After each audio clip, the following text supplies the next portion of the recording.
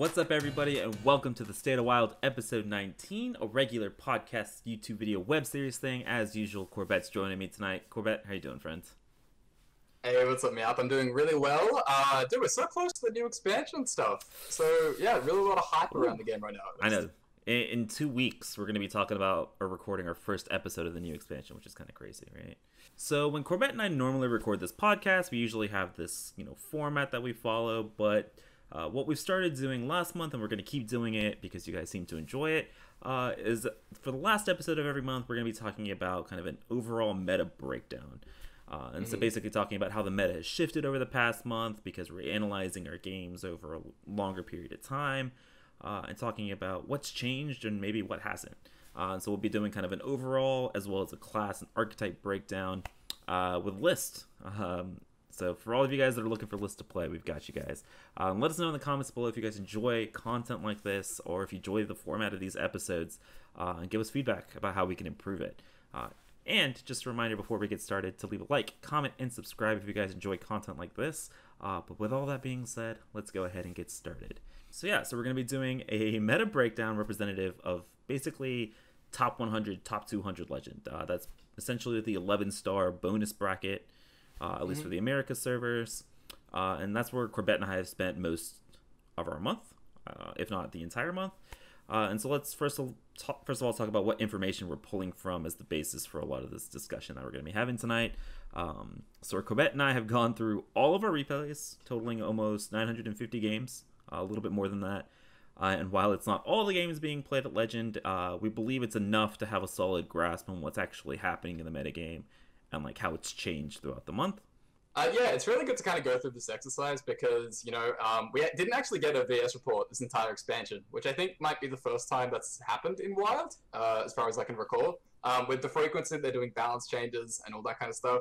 It kind of meant the one couldn't be made. So, got to kind of put things in our own hands. You got to go through and do the work ourselves, and being able to kind of go through and really analyze exactly what we're saying in a very data-driven way. Again, it's not like a massive sample, but it's enough to kind of get a good grasp of what actually is seeing play on a relatively large sample for at least the month as a whole. So yeah, I really like doing this personally, and yeah, I really hope you guys listening and watching the video and stuff enjoy it as well. Yeah, so for those of you guys that are just listening to us via podcast or watching on mobile, we do go ahead and apologize in advance because we'll be showing a few charts to represent our data, and while we're going to be doing our best to talk about what they're representing, they might be a little bit hard to see.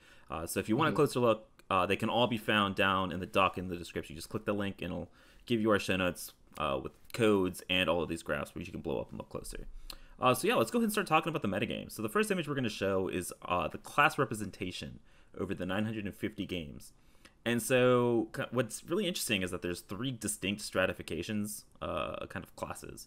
So first of all, we've got Warlock, Druid, Mage, and Priest combining for over 70% of the metagame. And Warlock's at a staggering 26, right? Warlock is 26% of the metagame.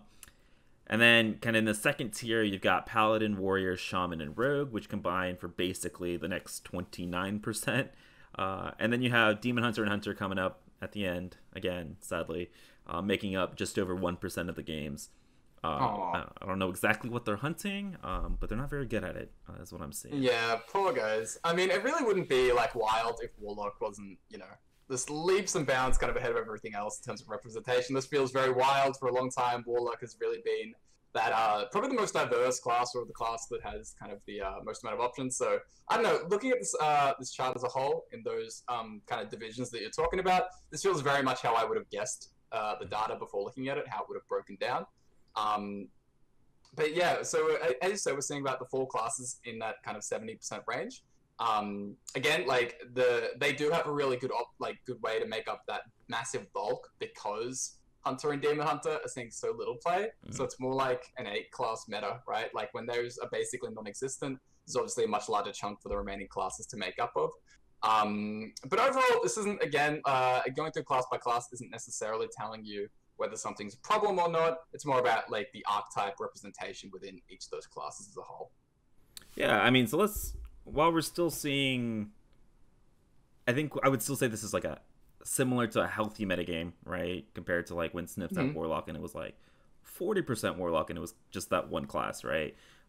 Yeah. So let's dive a little bit into this and let's talk about those archetypes, right? So next up, we're going to show you the archetype distribution, right? So diving into what those classes are actually playing. And so let's do a little bit of a comparison for how the meta has evolved, because if you remember, the last time we did this was for September, and at the very end of September, they nerfed Guardian Animals and Tortolan Pilgrim, right? Kind of shaking up the metagame a little bit at the end of last month. And the meta adjusted pretty significantly, pretty quickly. So we saw Reno Priest and Aggro Druid still very, very popular, to no one's surprise. But we've actually seen kind of 2 or 3 decks completely drop out of the metagame. So first of all, we've seen Jade Druid kind of disappear, understandably, and Turtle Mage as well. But kind of the big staggering thing is Discard Warlock. So Discard Warlock in our last monthly recap was, I think, the second or third most popular deck. It represented 10% of the metagame. And now it's not even being played enough to show up on our chart, right? It's in that other category, which is kind of insane. And then Quest Mage, understandably, because Evocation got nerfed, dropped from, I think, 9% to 5%. So, I mean, what happened to Discard Warlock, dude? What happened? Where'd it go? Yeah, Discard Warlock is right at the limit in that other category. It's basically the next deck in line. But as I'm saying, it's an insane decline, where it was that, like, I think second most popular deck at around that 10 to 12% range. And now it's down to like about 1 to 2% of the meta in that kind of area. And basically what happened is, I think Dark Lair Warlock kind of just ate up its spot. In a similar way that, like, decks often feel redundant and they can be playable. If a deck is redundant, even if it'll be strong, it just won't see play. An example would be in, last expansion, Odd Demon Hunter was really, really good. And Odd Rogue was okay, but Odd Rogue effectively just felt like a worse version of Demon Hunter, right? So even though Odd Rogue was okay, it was never really a main reason to play it. And I think in a similar way, like, even before Dark Lair was nerfed, and it's going to be funny talking about this nerf as we go along, but before that was nerfed, I think a lot of people felt that Discard Warlock was really strong, but it didn't see that meteoric rise until after Dark Lair was hit. Now, with people going back to Dark Lair Warlock, a lot of players are pushing back away from Discard Warlock, and so it's kind of just, like, really diminished its presence on ladder as a whole. Yeah, and I think we saw that, right? Because it got nerfed, 2 months ago, and then we saw Dark Lair really popular last month, and now people have realized that Dark Lair's still good. So it kind of makes sense. It's a little bit interesting, though, because it feels like they're two very different decks, right? Discard Warlock feels like a very traditional, aggressive Warlock deck, and Dark Lair is more combo-y, turn 4, turn 5, play 3 giants and kill you style of deck. So, like, while they play drastically different and have, like, different strengths, it feels weird that they kind of, I don't know, holding hands in the metagame, right? Where, like, if you play one, you don't play the other. It's really interesting.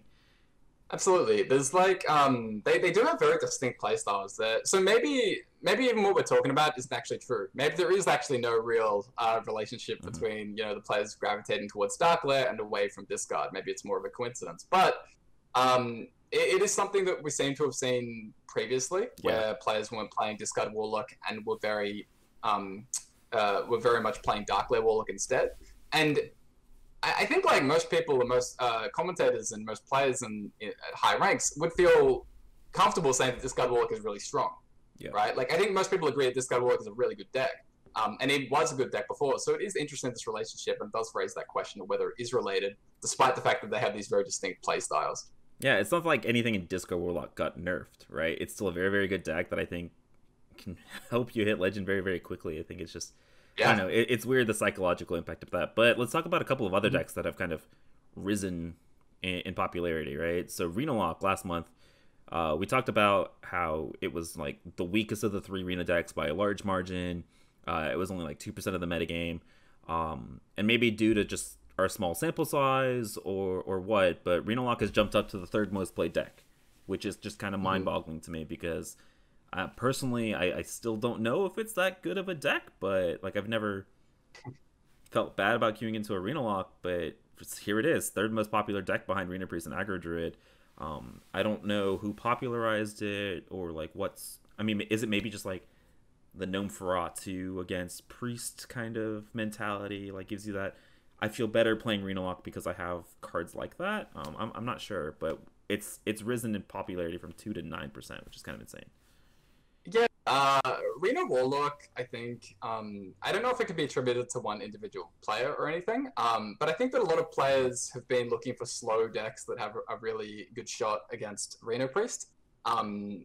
And Reno Warlock does seem to be one of the best equipped. Now, I don't have much experience in Reno Priest, Reno Warlock matchups myself. I haven't really played either of the deck very much this past month.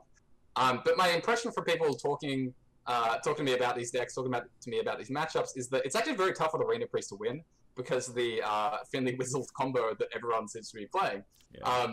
It's kind of tough to it's very tough to elucidate that combo because you can only really elucidate it before you have the like Anduin if it's like before turn 7. It can be tough to like dump out the pieces. So like if you have the Anduin in hand and like you can't just like give the opponent the Anduin is what I'm trying to say. Like you have to play the Elucia before turn 7. It's kind of a real rush to try and find that, to try and play it and then dump out either Finley or Grizzled. I think another thing that really has improved Reno Lock recently has been the buff to Willow. You know, we talked about it as being such a big buff for Keyblock that I think that it being a big buff to Reno Lock might have slipped past people's radar a little bit, where people are now really incentivized to kind of try this demon package that, you know, they probably should have been playing before. But now I'm seeing a lot more like skull stuff. I'm seeing a lot more big demon stuff in Reno Lock. And yeah, I think like a lot of people have been looking for something that can handle things like Aggro Druid and can beat Reno Priest. And I think like Reno Warlock, I would agree that it's not that strong right now. But I think that Reno Lock traditionally has been one of those decks that feels like you kind of can beat everything. You know, if things break your way, if you play well, it feels like you're in every game. And I think that people have kind of been really wanting something like that for a while. And you know, Keyblock with birds has been something that players have tried. And it's all kind of this going around trying to find a way to beat aggro and somehow try and deal with Reno Priest. And I think Reno Warlock has been a thing that a lot of players have landed on. Yeah, for sure. And then let's talk a little bit about Otk Paladin. So this is, I don't want to say new, because this is kind of the updated Anyfin Otk Paladin with Allura that was like super popular at the beginning of the month. And we'll talk a little bit more about this deck. But it came out of nowhere, and it is what, the 6th most popular deck. Don't worry, we'll talk a little bit about this deck. You know, actually, let's talk a little bit about this. So next up, you guys are going to be, we're going to be showing a line graph, but what this is showing is like this top 8 decks in the metagame and kind of how their play rate changed over the course of the month. And I think this is one of the graphs that I'm always the most excited to see. And so, for example, you see stuff like Darkler Warlock and Reno Warlock really pick up steam like halfway through the month, right? And they both become like super popular towards the end. Whereas Reno Priest maintains its popularity throughout the month. Aggro Druid kind of similar to that, and then we had this Otk Paladin, which is like, it was the most popular deck and at the beginning of the month, and I think it correlates directly with Reno Priest being the most popular deck at that time, right? And it was this new Otk deck, and people loved playing things that are new, and it beat up on the most popular, you know, tier 1 deck in the metagame, which was Reno Priest. And then something happened. Okay, it literally disappeared. There was a period, like a stretch of like 10 days, where I don't think either of us saw it at all. Like, I think literally 0 games.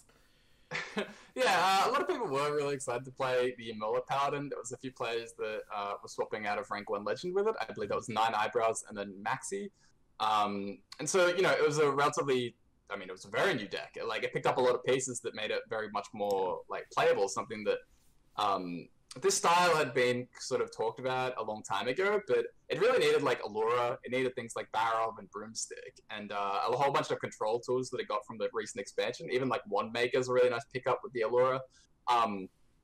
And so like, you know, people saw this deck, you know, it's very new, it's very exciting to get new stuff in Wild. Picked it up a lot. But I would say these stats are relatively inflated. Again, when we're talking about the experience of these stats, we're obviously just talking about Meowth and I.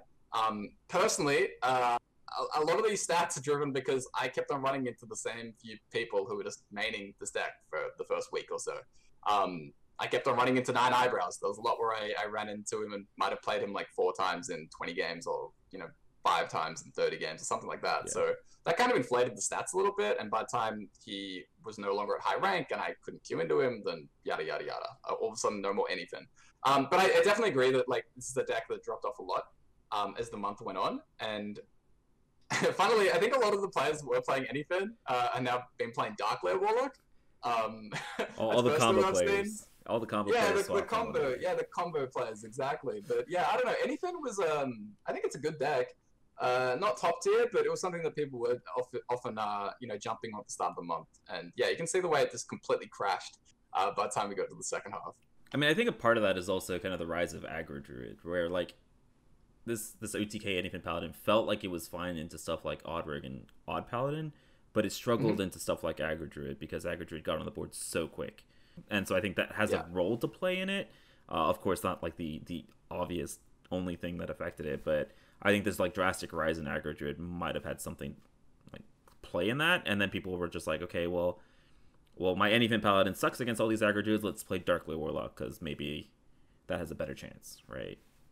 I mean, we'll talk about it. Maybe it's not, but I think like Reno Warlock and Keyblock might have pushed it out a little bit. It's very tough to push the Void Lords with that deck as well. True. And then the last thing I want to talk about on this graph is this blue line representing Quest Mage. So I think Quest Mage was the third most popular deck at the beginning of the month, and then about halfway through, we got Evocation nerfed from 1 minute to 2, which is a pretty drastic, huge nerf. We'll talk about that as well. And so we just seen Quest Mage kind of just dropping off the face of the earth. Not dropping off the face of the earth, but it's declined pretty severely in its popularity and play rate, which makes sense though because of the Evocation nerf. But yeah, so now that we've talked big picture, we kind of now want to come at analyze the metagame from a little bit of a different perspective. We're going to be going through each class, and so we'll be talking about what decks from that class play a role in the metagame. And since this is actually the last episode like this that we're going to be doing for this expansion, we actually just wanted to take a little bit of time for each class to talk about kind of its experience in the Skullman's Academy, metagames and kind of what impact the expansion had on each class. But yeah, let's go ahead and get started. So let's talk about Demon Hunter. Last month when we did this, Demon Hunter, I think we saw 3 of them total. Yeah. Right. And we've gotten a little bit better. I think we're up to 8 now out of 950 games. Whoa! Oh my God! 8. What drastic 8 growth? Hunters? Over 200% growth. Or no, that's not right. 150% growth or something. What? Math is hard. But basically, the goal of this, or the point of this, is that Odd Demon Hunters continue to struggle. It just feels like we were talking about when Odd Demon Hunter was really strong, right? Odd Rogue felt like a weaker Odd Demon Hunter. Odd Demon Hunter just feels like a much weaker version of Odd Rogue, and so I think that's just like why it just hasn't seen any play or gained any traction in the metagame. But I think the one thing that we've seen is a rise in Soul Demon Hunter. So this is the deck that's like super popular, super powerful in Standard, and it's finally, I think, after 3 months, been ported into Wild a little bit. We could talk a little bit about what it adds, right? I think there's like 2 pieces, like maybe Bran and maybe Lothab.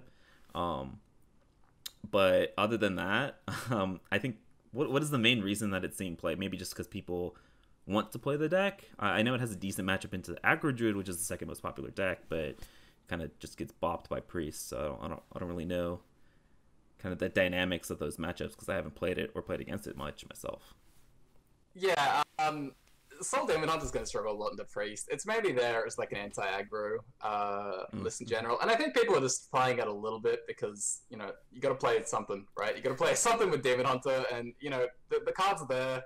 It's pretty much like the whole reason why Demon Hunter's struggling is because it doesn't have the wild foundation sets, right? It doesn't have the pieces that it can, like, pull from these old sets to add to these new cards. And so because the game... Like, this is the whole issue with Demon Hunter, right? Is that why people thought Demon Hunter would suck in Wild. Is because if they're balancing for Standard, how can you make it good in Wild? Yeah. Right? Like, if a deck is fine in Standard, it doesn't make any sense. How can it correlate to being strong? And the answer last time was Baku, right? Like, Baku is a Wild exclusive. One of the really few Wild exclusive Demon Hunter cards where it got, like, a massive upgrade that was Wild exclusive. And the problem is, like, Soul Demon Hunter, it picks up nothing. So, like, you're playing the standard deck. Like you said, Bran, Lothab, those are the only pieces. Now, Bran is an okay piece. Lothab, I think you might not even supposed to run. But it's obviously not enough to, like, take a standard deck and make it really viable for Wild. Odd Demon Hunter, it's had basically no mint game ever since the nerf to Warglaives. So it completely gets bottomed out against, like, control decks. It tends to run out a lot of gas. And it even can struggle against other Baku and Gen or other aggro decks. Odd Demon Hunter has a really good foundation where I think it can definitely be really strong moving forward. But yeah, it's at a really rough time in this expansion because most of its set was donated sort of or built around the Demon Hunter soul mechanic, right? The soul mechanic, soul fragments, and it just couldn't make use of them in odd decks because the soul cards cost even. It couldn't play them, and you can't really play a deck that isn't odd Demon Hunter in Wild right now if you're gonna try and play Demon Hunter. Yeah. So I mean, moving forward, a couple questions. So in this next expansion, Dark Moon Fair, when we're looking at Demon Hunter cards, is the first factor that we should be looking at what is the mana cost of the card? Like, is it odd or is it even? Right? There's I think I would go as far as say like that's the only factor. Like you can almost eliminate every even cost the card. It's not going to be relevant in Wild until way down the road at some point. Okay, and then do you think that they eventually, when these cards rotate, do you think that Demon Hunter needs stuff like Warglaves and Metamorphosis kind of unnerfed so that it has a chance in the long run in Wild outside of odd Demon Hunter? I think in an ideal world we would say yes, right? Like we want like Demon Hunter to have options and to be diverse and viable. Like that's what we want for every class, right? I think realistically the answer is no, though. I think that Demon Hunter will always maintain some ability to have like a playable deck because the odd Demon Hunter hero power is so strong. It's very, very hard for that deck to completely be crap. Like basically none of the Gen and Baku aggressive decks have ever been bad. Yeah. Even Demon Hunter now, like odd Demon Hunter isn't like bad, right? Like you can hit Legend with it, for example. And I think that that'll maintain itself for as long as Wild exists, or at least until something changes very dramatically. So I don't think they're going to look for reverts. I think that like odd Demon Hunter will be playable. There's no real reason to buff the class. They're also very reluctant. Obviously, we've never really had Wild exclusive buffs before, and so I'd be very shocked if they ever did something like that. Yeah, that's true. All right, so let's move on to our next class, Druid. Yeah, so let's jump in on Druid. So Aggro Druid, for the past 2 months now, has been one of the most popular decks. It got a ton in Skullman's Academy, where it picked up, Gibberling and a whole bunch of other good aggressive tools like Adorable Infestation. Voracious Reno was probably the most important card that it got. Yeah. And so Aggro Druid has been one of the strongest and most played decks throughout, for some time now. Druid does still have some slower options where Malagos Druid is one of the best counters to Reno Priest. Since the nerf to Guardian Animals, I think the Druid has ultimately become a much less diverse class, where it very much feels Malagos or Aggro, and there's not really much in between. But yeah, I think like Druid overall, we can say it's one of the most popular classes, even though it is split, but it does have two like very viable, strong archetypes. So among the classes as a whole, I'd say Druid's in a pretty good spot. And, Druid, the way it's built, it'll always push in those two directions, where it'll be like slow decks or like slow combo ramp decks or very aggressive token decks. And, this has been the first time in a long time where Aggro Druid has been really good. So Aggro Druid's had pieces for a while, but it's finally been able to really capitalize on it big and with, the addition of Voracious Raider and stuff. Yeah, so, I mean, Aggro Druid, I think, is a really unique deck where, like, it can win against everything, but it also can lose against everything because you're very, your success is very limited to your draws, right? Do you hit the embiggen or do you draw patches, right?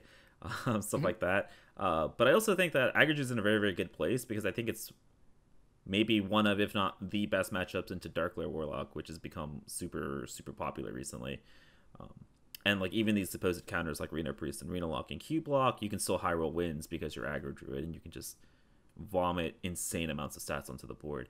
But yeah, I mean, you touched on a little bit about like the saddest thing to me was the Guardian Animals nerf to 8. Like, again, I understand why they did that because of standard, but like it just, we talked last week or not last week, the last time we did one of these meta report episodes. It felt good to play proactive Druids again, right? That weren't just ramp, play plague, and then combo you, right? And it felt like it had a place in the metagame. And Guardian Animals at 8 has kind of killed the card, at least in the current state of Wild. But I guess my question to you is, I haven't seen anybody experimenting with like Kael'thas Jade Druid like we used to have, right, before Guardian Animals. Do you ever think that there's a like potential place for that, or is just its matchup into Dark Lair and Aggro Druid just not good enough? Like those matchups are so miserable, it's maybe not worth playing Jade Druid. Oh, I think in the current meta, like with the current card pool, God no. Like I don't want to play Jade Druid. Jade Druid was like before Guardian Animals came out, Jade Druid was not in a great spot. And so with Guardian Animals taken away, it received basically nothing from the expansion. There's been a lot of Reno Warlock, Keyblock popping up. Things like Aggro Druid. Those matchups, like the aggro matchups, aren't actually that good. I think for Jade Druid, I think it gets a little bit overstated. When looking at something like Aggro Druid or like Otk Paladin, for example. And, it doesn't even handle Reno Priest that great at this point. So I don't think there's any real need to play Jade Druid. It is funny to me that, like, it's very much an inverse of the Dark situation, where Wild players are kind of looking at Standard and going, oh my god, I can't believe you got Guardian Animals nerfed. And then the Standard players looking at us like, oh my god, I can't believe you took away Dark Glare from us. Little did they know what would happen with Dark Glare. But yeah, I think like Jade Druid, like there's so much ramp and there's so much stuff that you can do in Druid. I think it has a really good foundation again. We'll see what direction they'll go in. They've talked a lot about how they want to design ramp moving forward. But Druid with its defensive pieces and stuff, it'll be interesting to see, like, because the thing is, like, Druid right now, it's very hard to play any sort of control deck in Wild, right? Yeah. The end game and value generation that some decks have, like LPG or Reno Warlock or Keyblock, and even the combo potential of things like Mali Druid or Reno Priest, make it very, very tough to play a more conventional control style. So it'd be interesting to see, like, how Druid looks in the future.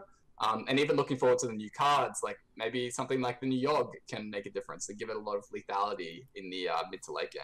Yeah, I mean, even the new cards, we have new Yogg, and then even the potential combo of the new legendary, right? It looks like they have synergy with stuff like Omu, right? Which that means there's potential for more combo cards coming in the set, is all I'm saying.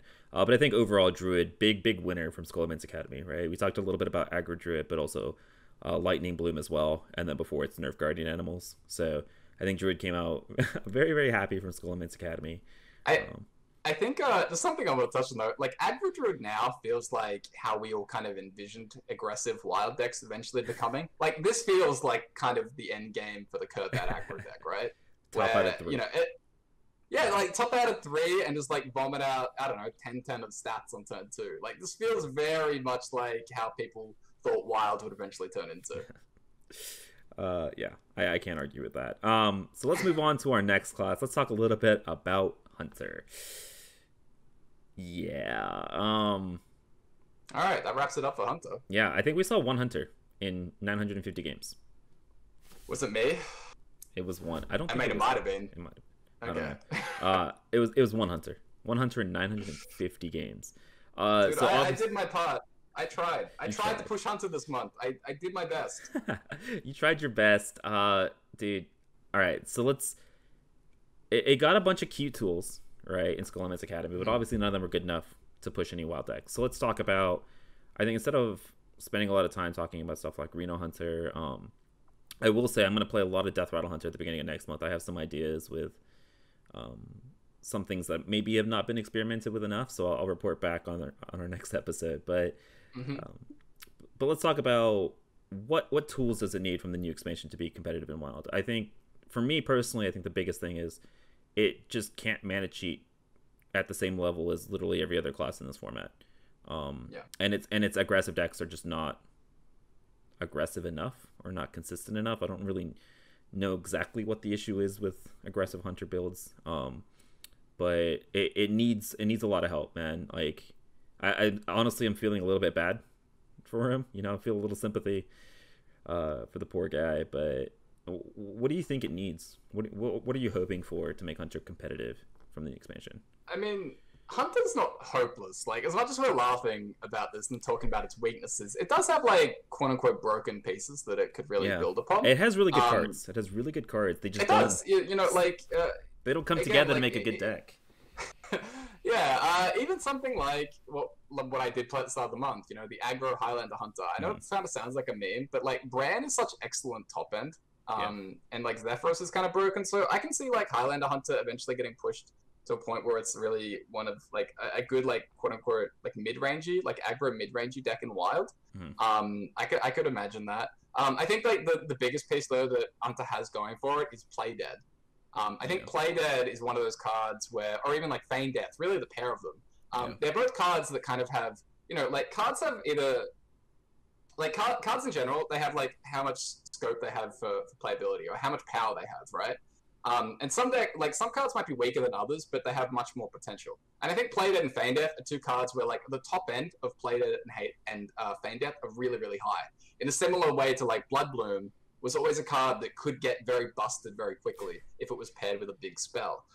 Feign Death and Play Dead, if they're paired with the right early game death rattles, you can certainly imagine the way that Hunter could snowball these insane boards on turn 3s and 4. So I think like even more like early game support in terms of the death rattle package would help a lot. I think that the beast stuff, it's going to be very hard ever to make a conventional aggro deck work in Wild. We've seen it before with mechs. I think mechs are like one of the more recent examples. But and I guess mechs like cheap mana, right? One. Mechs cheap mana. Yeah, exactly, right? exactly. Well, like Murlocs. Sorry, not Murlocs, but mechs and discard. Those are two of the other ones. I guess like Murloc Paladin in a way is an okay deck. But again, that got Prismatic Lens. So yeah, basically what we're talking about is like the aggressive deck needs a way to cheat stuff. Yeah. You need a way to like flood the board in insane ways. I think Hyena is a really good building block where Hyena can definitely solo people when it's paired with Alley Cat or Walpertinger, however you pronounce that. But yeah, the B stuff does have potential as well. I don't know. Hunter has a lot of directions that it can build upon. It's just a matter of like, it'll never be a top-end class in Wild, so it just needs like ways to snowball the board in insane ways, or it needs ways to kind of push ridiculous amounts of damage. We'll see. We'll see if they go in that direction. Given, Face Hunter has had some pieces given to it in Standard, and we'll be interested to see if they build more upon that. Just give me a 1-mana 1/1 Death Rattle summon a 2/2 or something, right? For that Death Rattle Hunter, just something. I think the biggest issue I've had with Death Rattle Hunter in the past is like it doesn't have a good 1-drop. Like you have eggs on 2 and stuff like that. Just give me good 1-drop and we'll be okay. We got Mecharoo right now, which is not great. I said good 1-drops. Come on. Yeah. But yeah, the moral of the story for Hunter right now, it sucks. But I think what Corbett and I are both saying is that it has a ton of potential, so that if it gets something good, right, it can automatically launch these archetypes into like being super competitive. It needs those cards to help support those archetypes. A lot of the hero power support is something that can work for Hunter because there's no Bucko and Gen in Standard. And so the more hero power stuff, the more they lean into like Baystalker, Tour Guide, Dragonbane. More cards like that could definitely also help push Odd and Even Hunter. But yeah, we'll see about Hunter. All right, next up, let's do Mage. Mage, again, like Warlock, one of the sort of quote-unquote like big classes of Wild, where it's almost always one of the most played, most diverse, most amount of viable archetypes. And we say Mage, and you think Quest, right? Like Quest Mage is pretty much the big bad of Wild for what has felt like the longest time. It's had moments where it's kind of gone back into the shadows, but Quest Mage's still one of the most hated archetypes that people have had. But Quest Mage's been nerfed again. The Evocation nerf, I feel like it's been really significant. I think a lot of people are starting to catch on that Quest Mage isn't that strong. We saw the recent Chinese report that came out. I don't know if you saw this either, Meowth, but it had like Dark Blade Warlock at tier 1, had a whole bunch of decks, and then they had like Quest Mage at around like the 13th best deck in the meta. And I think that's like more in line with how I felt about it compared to what some of the other recent meta reports have had. I think the nerf to Evocation is a really big deal. And, as these decks like Aggro Druid and either some of the slower decks have popped up, it's been really, really hard for Quest Mage to kind of maintain its dominance and really be able to win games on that like turn 6 to 8 range. Yeah, we talked about this on our last episode, right? Where we talked about, or 2 episodes ago, when we talked about Evocation nerf. I think the big thing is it makes the aggro matchup even more sus, right? And it makes it feels like Quest Mage is just now, it feels like, I don't know if this is true or not, but it feels like another like Odd Warrior style deck where you're just hoping you queue into the right matchup, because if you queue into an aggressive deck, there's almost 0% chance you have of winning that game, especially now that Evocation's 2 mana. And I've even seen a lot of people cutting it. I was watching Drax stream a little bit, and he's just completely cut out Evocation from his Quest Mage, which is kind of insane to think about. It's been hit how many times now? Like 2 or 3, 4 times, and it's just not good. But if you look through and you look at like the nerf to the quest itself, you look at the non discover like discover itself thing where you can't loop in magic tricks or glyphs. Yeah. Again, with the evocation nerf, it didn't pick it up that much from the expansion. A lot of other decks got a lot better. And yeah, I think finally people, it seems like, are kind of on board with the idea that Quest Mage might not actually be that strong. I mean, there's always going to be a group that thinks Quest Mage is like the second best deck in the format. But Those are those are the people that always have their quest complete on turn 4, though, so we don't ever listen to them. You know? Yeah, it's true. Alright, so beyond Quest Mage, though, you know, Quest Mage had a whole bunch of other stuff where we had the turtle package, we had Pilgrim before that. That was sadly nerfed. But, you know, still using the Pilgrim potion stuff is LPG Reno Mage. The nerf happened to Turtle didn't really affect that deck that much, where you can't do the infinite loops now with potion, but you can still fetch yourself a Pocket Galaxy. LPG Mage has actually seen like a fairly significant decline from where it was last month. Where I remember when we were talking about it last month, LPG Mage was more on the top half of the decks that we were talking about, like the 6th or 7th most popular from memory. Definitely not that way right now. LPG Mage has dropped off quite a bit, but you know, I think like the rise of Warlock again hasn't been super great for it. I think like even Aggro Druid can be a little bit of a tough matchup. Darkleer Warlock in particular is a brutal matchup for that deck. So I think like a lot of the recent trends have been kind of tough on LPG. But LPG definitely one of the stronger, slower options that we have in Wild. Slower, you know, it's kind of a mid-rangey deck, but slow option I feel is appropriate. But yeah, it's really got a lot of good foundation pieces, and yeah, Mage the whole, you know, continues to have multiple archetypes that it has going for it. Yeah, I love me some LPG Reno Mage. Like you said, Darkleer Warlock, very sad. You don't want to keep LPG into Darkleer. It's basically unwinnable. And Aggro Druid, I feel like the tools Quest Mage, or not Quest Mage, I think the tools that LPG Mage has is stuff like Flame Ward, Doomsayer, Sheep. And while those are like pretty nice into Aggro, God Paladin, decks like that, they're a little bit slow against Aggro Druid. So Aggro Druid feels a little bit like a 50-50 kind of matchup. Yeah, it feels very like you have to hit that Flame Ward. Like if you don't get that Flame Ward, you're in so much trouble. Yeah. I will say though, I haven't been struggling against stuff like Reno Warlock and Keyblock. I've been very happy to see those. But I also am running a little bit of a different list than kind of, I would say, most other people, because there's not really a meta list right now. I still haven't seen a consistent list that's popped up, but I'm running Amazing Reno just because there's a lot of Q-blocks in High Legend, we talked about earlier, and so Amazing Reno just kind of solos that matchup. It's pretty freaking amazing. But I will say LPG Reno Mage I think has a lot of potential because it beats up on Priest. I think it's a very good matchup into Priest. Maybe not like the best, but I think it's favorable. Right, 55-60% favorable, and so I think there's a lot of potential. But I don't know. We'll see how the meta kind of shakes out post new expansion. But it's kind of crazy to me that I don't know if it's just like the price of the deck puts off a lot of people from playing it. Maybe that's true. It is the most expensive deck in the format in terms of dust cost, but we're very far from a refined list for this deck. Like I haven't seen very many on ladder, and every time I queue into one, they're running like 10 cards different than me, so it's interesting. Yeah. I don't know, I actually feel kind of good about where people are at with LPG, but I do agree that there's a lot of variety on ladder. Like, I think, I don't know, I still like the list that Hijo when I were running pre-nerf, but again, I haven't touched the deck very much in the past month, so maybe I'm completely out of date. And, you know, the Amazing Reno, like you've been talking about, is an excellent tech choice if you're running into tons of Keyblock, and so I don't know, maybe there was a bit more room. And, you know, these Reno decks are always going to have, like, a lot of slots up for grabs. You know, people tend to like what they like and tech in what they like.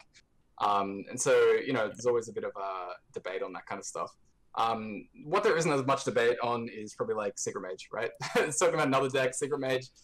Cigar Mage still solid.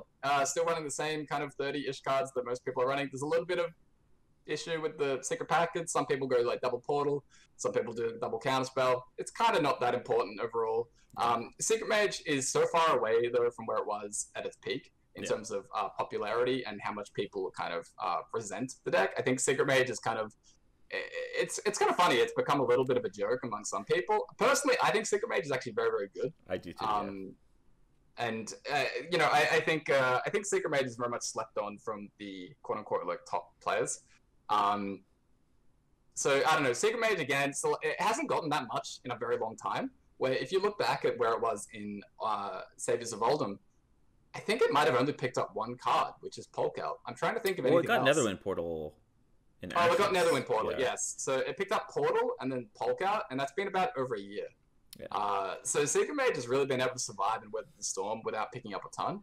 I will say, when it comes to Cigar Mage, I find it really, really funny because you were talking about how people used to resent this deck, and people were always crying for like All-in-F nerfs or Crystal Runner nerfs, and now it's kind of like Cigar Mage is now kind of the fair aggro deck right now, which is kind of insane to think how far we've come in the format. Which is kind of insane. Yeah, absolutely. But I'm a big fan of Cigar Mage right now because I think it beats up on decks like Keyblock and Dark Warlock. I think Cigar Mage is a very good matchup into those two decks. And again, we've talked about both of them being pretty popular right now. And so I think actually Cigar Mage is a super underrated deck. And with stuff like Flak Mage and Flameboard, your matchups into Otk Paladin and Aggro Druid are not as bad as they used to be, right? They used to be auto loss, and now you actually have a chance in this matchup. So I think Cigar Mage, like you mentioned, it's being slept on by a lot of people. And I want to shout out Own This River. I don't know if he's listening, but I want to shout out him because he's like the one guy I've seen constantly jamming this deck. I wonder if like how many of those games in our sample size are just a lot were definitely me playing him. You know, he was a lot of them for sure.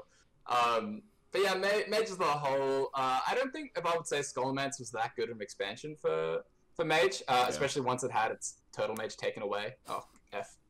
I miss you, buddy. Also screw Turtle Mage, but yes. But yeah, once that was taken away, it didn't pick up a ton of stuff. Looking at various archetypes, but it doesn't really matter because Mage already had such a great foundation. Reno Quest Mage, Reno Secret Mage, Odd Mage actually kind of got some stuff, which was cool. But Mage has a ton of variety in terms of like viable archetypes. Has a ton of directions it can go in, mostly built around Reno or the Quest. Those are kind of the two main ones, with some Seeker sprinkled in on the side. But yeah, Mage in a really good spot. One of the stronger classes as always in Wild, it feels like. And that's just kind of where it's at heading into the next expansion. Mage is maybe even worse off than before Skullmancer Academy because you mentioned they didn't really get a ton of new things, and they had a bunch of things nerfed. So yeah, it's still one of the stronger classes, right? Yeah, for sure. Is the funny thing where like Mage kind of is one of the better things, but it got kind of nothing at this stage, and definitely is weaker than where it was. But yeah, Mage as always is like Warlock. It always feels like it's one of the best two classes in the format. For sure. Let's talk about Paladin now. Paladin, so we talked a little bit about this OTK tip Paladin, which is like the unique Paladin deck, right? Usually Paladin plays these board-based aggro strategies, and then this new OTK deck popped up, and everybody was like hopping on board. It beat Priest, it beat the tier 1 deck. It was the new exciting thing, and then it just legit disappeared. Died. Yeah, it died. We talked a little bit about at the beginning of the episode, like what this might be correlated with, whether it was the rise of Aggro Druid, the rise of Dark Warlock, the rise of Keyblock, whatever it is, it's gone. I'm happy it's dead. I hate Lightest Hour Paladin. I despised Lightest Hour Paladin. It's basically that same exact thing as Darkest Hour, right? Where it's like if they drew the lens into the OTK and they just didn't happen to draw Murloc, the game is immediately over on turn 4 or turn 5. Yeah. It's not the play experience that I enjoy. Like, if you're gonna do degenerate things on turn 4, turn 5, I want you to work for it. I want you to do Quest Mage and have to play a bunch of stuff. I want you to, at least work for it a little bit with Dark Warlock. But yeah, when it's like a 2-card combo into an OTK and the game immediately ends, not my favorite thing ever. But it is kind of nice that Paladin did get something else, right? Like, Paladin has been really just like holding on with Odd Pally for some time. And things like Murlocs and Mechs have both been kind of in the orbit, but haven't really caught on that strong as a whole. Like talking about Aggro Murloc Paladin. Yeah. So yeah, the fact that it got tipped, it got like a very different feeling deck, where it got like this OTK combo late game deck. It's kind of nice for Pally. In addition to it's degenerate as it is, it's nice. Oh, as degenerate as it is nice for Paladin players to get a little bit of a different direction. But on Paladin, we were saying that was kind of the foundation archetype, really. Odd Paladin got a big boost in this expansion. I think Paladin as a whole is Paladin the winner of Skullmancer Academy in Wild? Yeah, pretty damn close. Yeah. I mean, I guess maybe it's hard Warlock. to push past Priest. I mean, Reno Priest, right? It's hard well, to other than Reno Priest, and then obviously like Dark Warlock. But yeah, true. Outside of the two broken decks, I think as a class, Paladin might have gotten the most, and I think it might have gotten the most from a neutral card. Because Torguide is broken. But yeah, I mean, it kind of came like once Dark Lair got nerfed, people realized like, all right, Otk Paladin legit deck, right? It's good. Yep. I think it has like what, maybe 3 bad matchups, or like obviously like Defile and Warlock is annoying. Yeah. But you can also like, they have Never Surrender now, so it's not that bad. Obviously Priest is terrible because it's Priest, but then like I know the Dark Lair matchup's a little bit unfavorable, but it's not unwinnable. The Aggro Druid matchup, any deck that's like super fast can be tough for Paladin, but Paladin, you know, it does have a very even-keeled matchup spread. It's very strong. I think it's one of the best decks in the format. I think it's definitely top 5. I don't know what the order of my top 5 is, but it's definitely in my top 5. And it definitely it caught on a lot once the again, we're always referencing these Chinese meta reports. There was a meta report that put Otk Paladin right at top. It kind of like skyrocketed a little bit. It settled out a little bit after that, but it maintained a strong presence. It's one of the more popular decks in the format right now, I think. And yeah, really strong, like you said. Tour Guide, I think for Otk Paladin is now its best card. We've talked about this a ton. And you know, Paladin, it's nice that, you know, it's been able to kind of, you know, at least like recover from where it was, because it was kind of in a little bit of a tough situation. But now it also, in addition to like Tip and Odd, it has like a lot of other options, including Libram Paladin.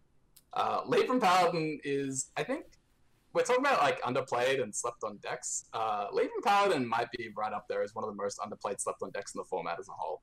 Yeah, I know we both are very, very high on the deck, because we both have played a ton of it, and we're both like, think it has a ton of potential, but I'm not gonna lie to you, I don't think I've seen anybody else that's been playing the deck other than us. I think this adaptation of the Penflingers and the Broomsticks from Standard transitions really, really well into Wild. I think the Penflingers do so much work in this format, even like aggressive matchups and like bursting down Priest. I think they're both very, very good.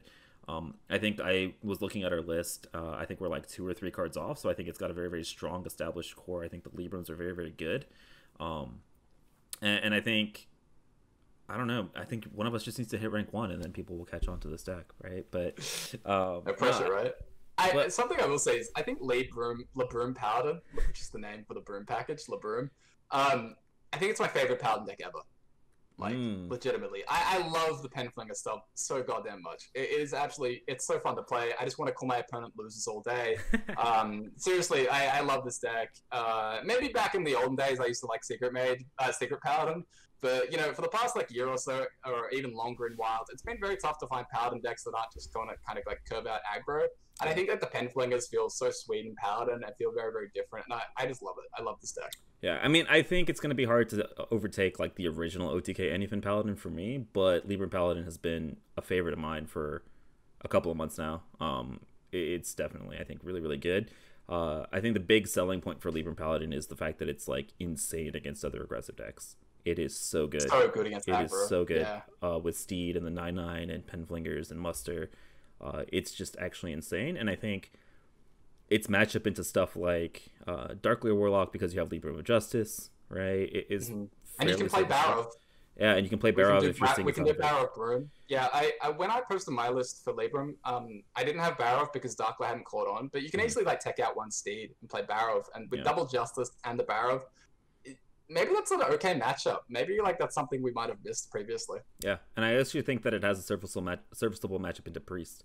I think, especially if you're running Linessa as well, and the Penflingers give you reach, I think you have the ability to.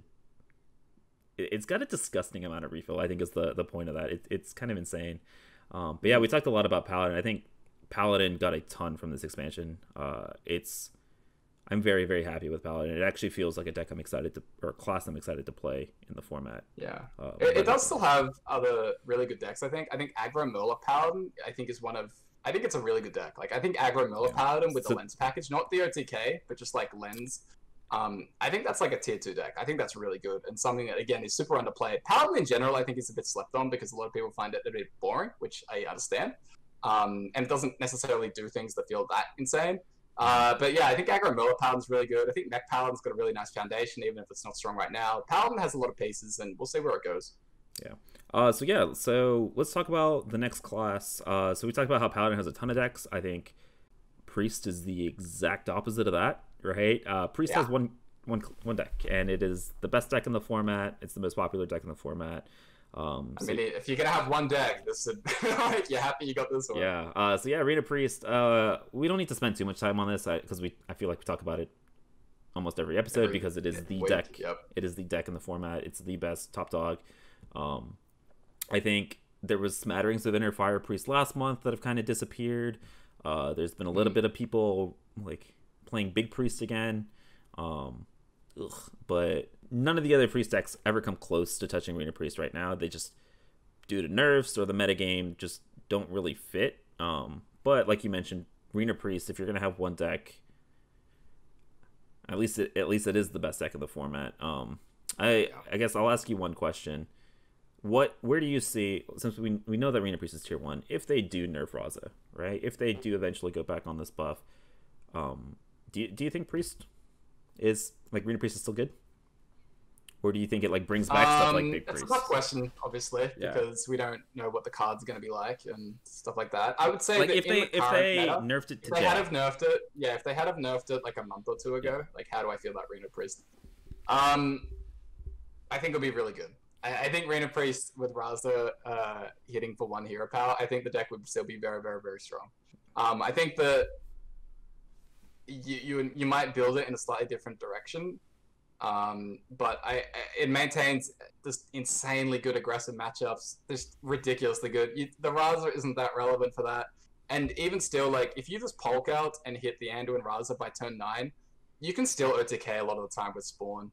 Like, it's not that difficult, or even like with a 2-turn setup. I think the deck like has such strong endgame. It has such a good way to deal with Warlock with Scream.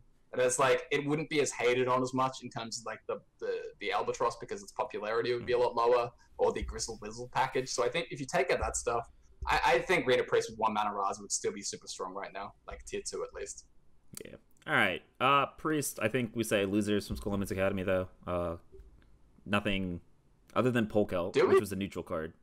I mean, I guess, well, Polkel... I mean, it got a Lucia and Polkel and skyrocketed to, like, the dominant deck, really. I wouldn't say that's due to a Lucia. I wouldn't say that's due to a Lucia. I would say it's due to Polkel more than anything. Just because the Lucia goes in and out of deck lists. But yeah, I guess when your best deck gets buffed a ton by 1 card, I guess it is a winner.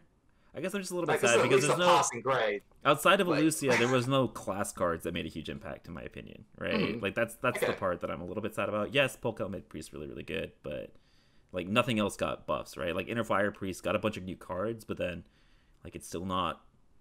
Like I wouldn't say it's in the top like 10, 15 decks of the format. Big Priest got nothing new.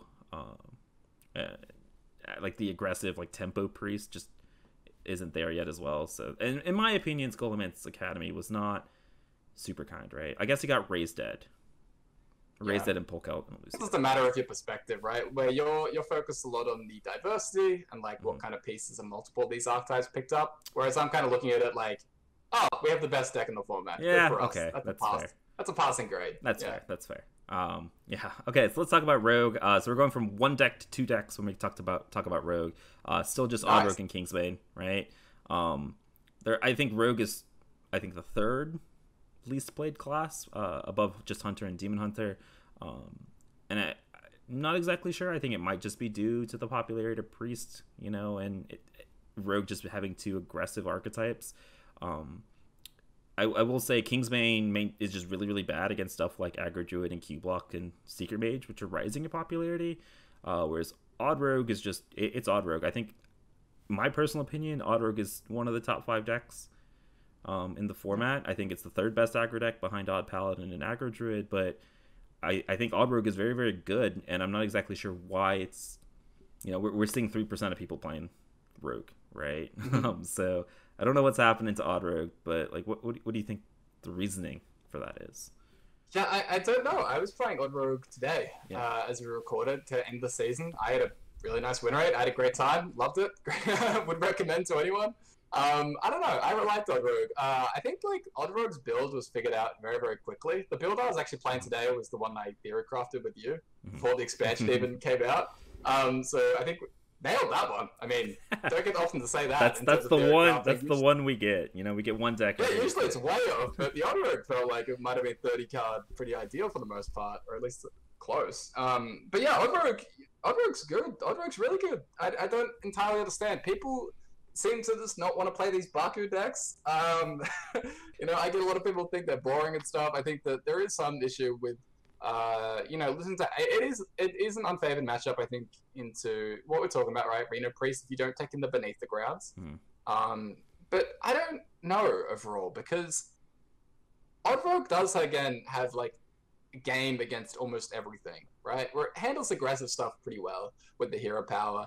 It has a lot of it has like a lot of reach and damage. It can definitely like even beat out Reno decks. I'm not sure why people haven't picked it up. Maybe people are just like doing different stuff. They're just not interested in Odd Rogue. Like Odd Rogue never really got to that strong of a foothold in the meta. And I think that even a deck like Odd Paladin, right? Odd Paladin, I think, is another one of these aggro decks that is really, really strong. But again, it's the same kind of thing where it just doesn't quite have the play rate over the entire expansion that it probably should have. Yeah. So I'm not sure. I think Odd Rogue got a lot better. I think it got a lot more fun as well. So personally, I like Odd Rogue. I like the direction it took with Volpera and Deadly Poison and Cutting Class and Secret Passage. So I personally don't know. I can't speak for the entire play base. That's fair. I mean, that's a really good transition into talking about winners or losers from Skull and Mance. And I think Rogue is, specifically Odd Rogue, huge winner, right? So let's just go through it. Secret Passage, Volpera Toxin Blade, Cutting Class, Jandis, Krastenov. I'm missing other cards because I think we counted 12. One Thief, Tour Guide. Yeah. That's like 14 cards right there, right? Or 12. And so Odd Rogue itself got huge buff. I mean, Kingsbane got, like, when Secret Passage was unnerved, oh my god, Kingsbane was so much better than it was prior to the expansion. I think we're still missing, like, honestly, Polkout was a big buff to stuff like Pillager Rogue as well. Yeah. Galakron Rogue style decks. And so I think Rogue got huge buffs. Right up there with like Paladin as like class, you know, like I think that and Paladin, when it comes to class, I think were the two big winners from this expansion, for sure. Yeah. You're saying at the start that Odd Rogue was like the third least played class, but despite that, I would definitely put it up there as like one of the bigger winners, right? Like it's two only kind of decks that had like a chance of being a thing. Both were things, you know. They both got massive buffs. Like if you before the expansion came out, before Skull and Mance came out, like this is probably one of the better case scenarios that you could have hoped for, right? You have like two decks that were tier 1 at different points, or arguably are still tier 1 with Odd Rogue. You know, this is a big win. So I think Odd Rogue, again, it has these same foundation pieces, these two aggressive decks to kind of work from. Galakron Rogue, it'd be interesting to see what happens down the road, whether they revert Galakron or not. Because I think that a reverted Galakron could eventually definitely find a home in Wild. I think that's true for, you know, the other Galakrons as well. Shaman. In a Rogue. But yeah, Shaman specifically. But yeah, with Polkout and Galakron, it would be interesting to see whether that combination, which we never got to see together in Standard because Galakron was nerfed before the expansion came out. It would be interesting to see whether that was enough down the road to ever carry sort of a deck. In the same way that like Galakron Warrior is kind of a deck, whether we could see something like that for Rogue. But yeah, I mean, I'm excited for the future of Rogue. I think the situation for Rogue is like the exact opposite of Hunter, though, right? Where Rogue got drastic, significant buffs to 2 decks, and they significantly upgraded the decks. Whereas Hunter, I think consistently we're seeing slight upgrades to like 3 or 4 decks. To many. Yeah, which is not enough to push it. So I think whatever happened to Rogue and Skull and Mance Academy was very, very good. And I'm excited to see what happens in Darkmoon Fair. But yeah, so let's move on to Shaman. So yeah, looking at Shaman, we were so scared. We were so scared of Shaman before the expansion was officially released with Lightning Bloom. Little did we know, like we thought Yashaj coming out on like turn 4 or something was insane. Little did we know about the full board of 8/8s. But yeah, big Shaman, like Shaman as a whole, I don't know if I would say it's a winner. I think again, this is one of the classes that it's one of the least represented currently in the format. It basically has 2 decks where it has like big Shaman and even Shaman.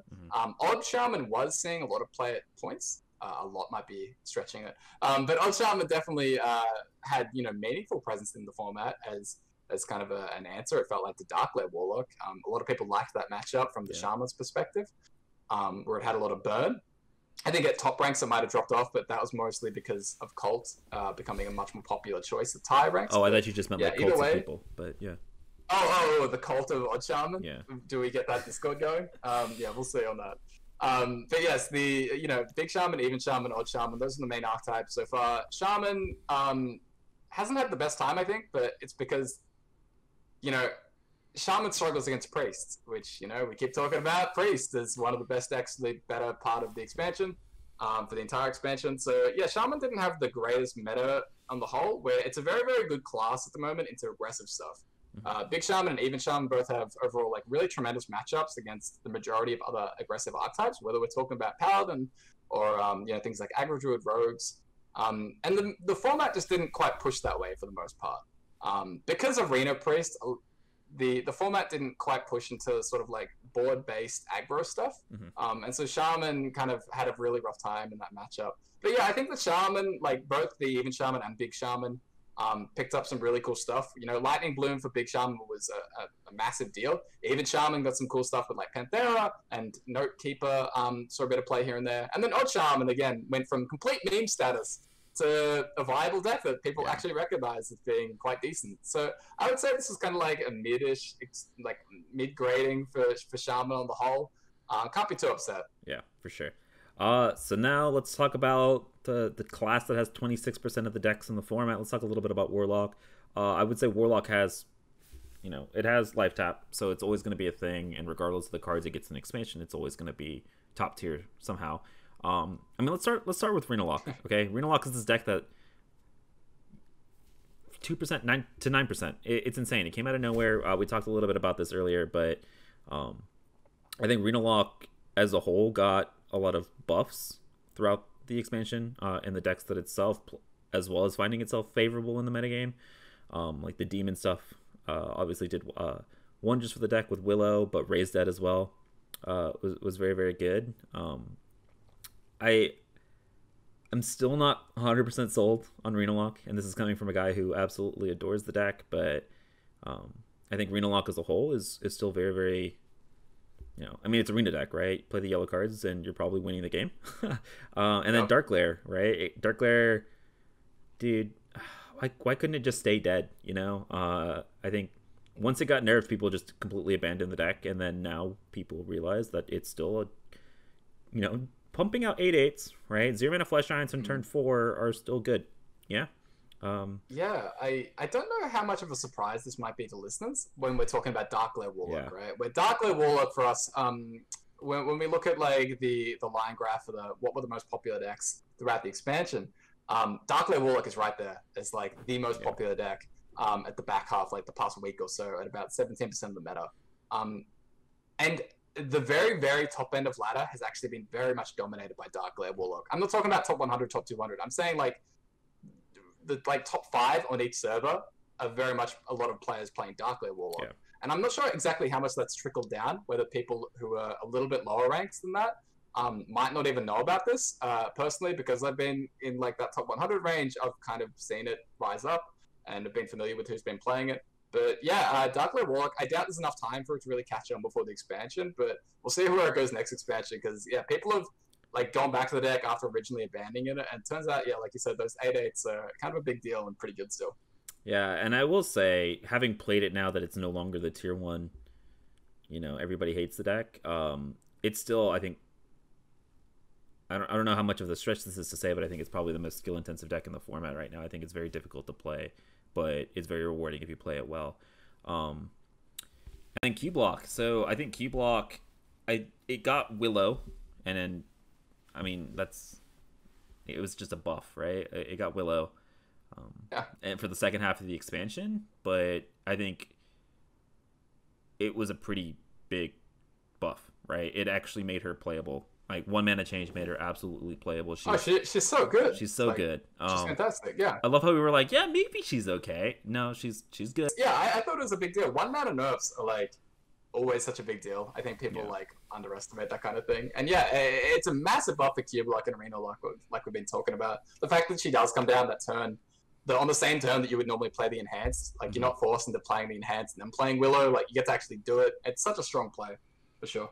Yeah, and I think I've seen a lot of Keyblock lists kind of ditching the Mistress of Mixtures in favor of either Tour Guides for extra draw or Broomsticks for board control, like popping your cubes. And I think both of them are better than Mistress of Mixtures, 100%. So those are some more small additions from I say small, but they're really freaking good cards from Skull Immense Academy.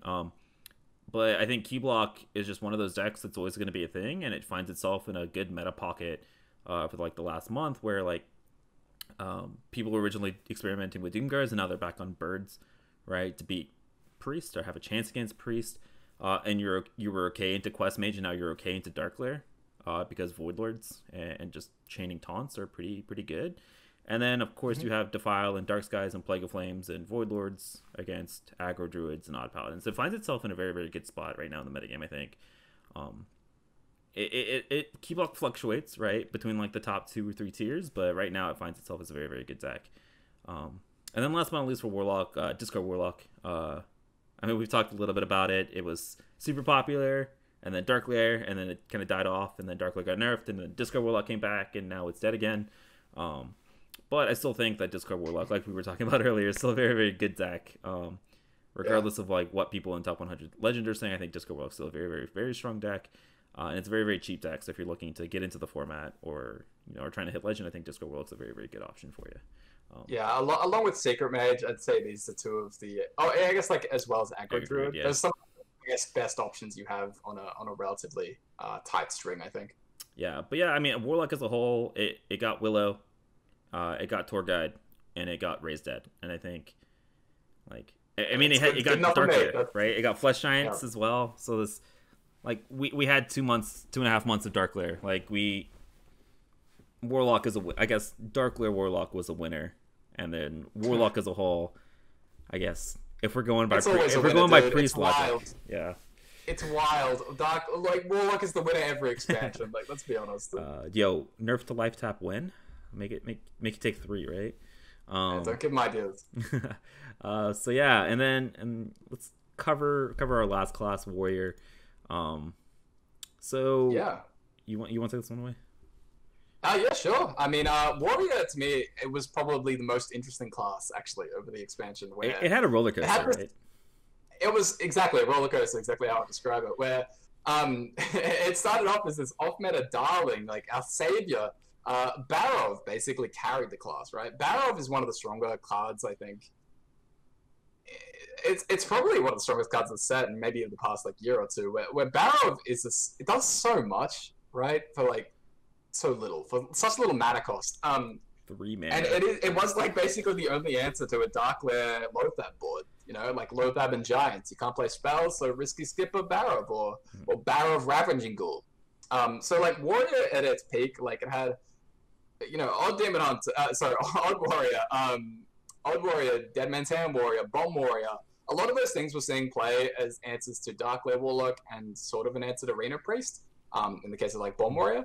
But then once Dark Lair got nerfed and that was no longer a thing, Warrior basically just dropped off the face of the earth. Warrior, like, straight up did not exist. It was one of the least played classes there for about a month period. And, I think it's like recovered here and there where, Dead Man's Hand maintains some presence. Odd Warrior is beginning to come back a little bit now that Dark Lair's coming back as well. Yeah. There's still some sort of, Warrior decks on the fringes with like Pirate Warrior and Gallican Warrior have very limited play rates, like very small representation, but they're both fine. Like they're both like legend viable and stuff. So I don't know. I would say Warrior was probably a winner though if you grade out overall. I think that Barrow was such a big addition by itself that it has the potential to really be a foundation piece for Wild for a very long time moving forward. Yeah, I think Well, I was just gonna say when we talk about stuff like Warlock always being OP and like Mage always being OP, it's because they have these like extremely strong foundational pieces, right? That kind of carry the class, and like it's like Druid, right? Where whenever you build a Druid deck, you put the same 25 cards in, and then you can kind of go from there. Like when you build Warlock, you put the same 14, 15 cards in, and then go from there. And I think now with Warrior, you're getting stuff like Risky Skipper, Ankar, Barov, Brute. That package of cards is an extremely strong like base to build Warrior decks in the future off of, which is awesome. It's really exciting because Warrior has historically always been one of these like Pirate Warrior or bust kind of classes. Like if Pirate Warrior is playable, then Warrior's popular. If it's not, then it never sees any play. And now you have this kind of base to build off of for Dead Man's Hand or Bomb or Enrage or whatever you want to take it. It's actually potentially a lot of draw as well for maybe a potential combo shell in the future. It's a very good baseline moving forward. Yeah, whenever Warrior gets like an end game that's better than Dead Man's Hand, that's when we can really watch out. Because Dead Man's Hand, it's cute. Like, I get why a lot of people like it. Hell, I like to play in the deck sometimes. I think it's fun. But for me, it's not necessarily as fun because of the Dead Man's Hand. I like the Skipper stuff. But whenever like that Skipper Brew Battle Rage package and Barrow, whenever that gets an actual end game that feels really nice to play, a la like a Mechathon Warlock type end game, right? Where you just rip through that deck, you have like a turn 9 combo. If Warrior ever picks up that over Dead Man's Hand, I think that's when we would really be cooking in terms of like something that feels very, very different, but very, very strong for Warrior. Yeah, I mean, to me, Dead Man's Hand Warrior is a mill deck. It's a mill combo deck. It's a very, very fancy mill deck, and mill decks are never going to be super popular in the format, right? They just aren't with kind of how our format works. Like, they have a place in the metagame, but they're never going to be top tier, I think. Which, like you said, I think as soon as Warrior, either whether it's like an Enrage kind of win con, like Enrage combo, or like an actual combo finisher, I think we'll be talking about Warrior a lot moving forward. Pirate Warrior, I think, was kind of collateral damage because of this whole package, right? With the nerfs to Corsair Cash and Ankar kind of really knocking the deck down a ton, and then Priest being popular. It's like it was good in Ashes of Outland, and very good. It was one of the best decks. Yeah, and then it got hit a couple times, and now it's not even showing up. I don't think I saw its entire Pirate Warrior, maybe the entire expansion, and that's just but in the same way that Kingsbane was gone but kind of not really gone, I think Pirate Warrior as well. I mean, it's always going to be something really comes good back. pirates. It has, again, we're talking about foundation pieces. Pirate Warrior has the foundation pieces where Pirate Warrior can pick up 1 or 2 cards and bam, back at top of tier 2, back in tier 1. It really wouldn't take much. But Warrior, I think as a whole, I think not one of the best. Like, it's not super happy with Skullman's Academy, but it got Lord Baroff, right? And it got kind of like the final piece to this. It's a 5-star card. Yeah. It is the final piece to this core of the deck that's going to be a staple moving forward. So I don't think you can call it a loser, even though it maybe only got like 1 card, right? But yeah, I think as a whole, I think Skullman's Academy was a huge hit. I think great expansion. Maybe the best expansion they've ever had. I would say it's the best expansion that they've done. I love it. This is coming from like standard and a wild perspective. Like, I know we hit Dark Lair for a month there, but I think in terms of the card quality from Skullman's Academy, I think it was insane. And I love the expansion, and that makes me even more excited for Darkmoon Fair, right? Because if this is the bar they're setting, I can't wait. But yeah, I think that's going to be it for us tonight, guys. I appreciate you guys watching. We'll be doing State of the Wild episodes every Sunday, and in-depth episodes like this at the end of every month moving forward. So if you guys enjoy these episodes and content like this, make sure you guys drop a like and share with others. And just a reminder that we're also on Spotify, Apple Podcasts, and all your other podcast distribution sites. So if you guys want to listen on the go, make sure you guys check us out there. Corbett, thanks again for joining me, friend. Let the people know where they can find you. Guys, you can find me on Twitter and Twitch at CorbettGames. You can also find 2 YouTube channels, CorbettGames and then Corbett Daily. Corbett Daily is a new one I started. I'm basically just posting daily stream highlights. So, drop that a follow and stuff, or a sub, I guess, if you want to check out that stuff. Yeah, we appreciate because if you can't maintain one YouTube channel, why not make a second one? Yeah, I love how I was like on you for like a couple months there. I'm like, dude, you got to make content. All of a sudden now there's 2 channels, and I'm like, okay, twice the content's better, right? But yeah, we appreciate you guys watching. Thank you so much. We hope you all enjoyed this episode. Stay safe out there, and we will see you guys next time. Later. Bye, guys.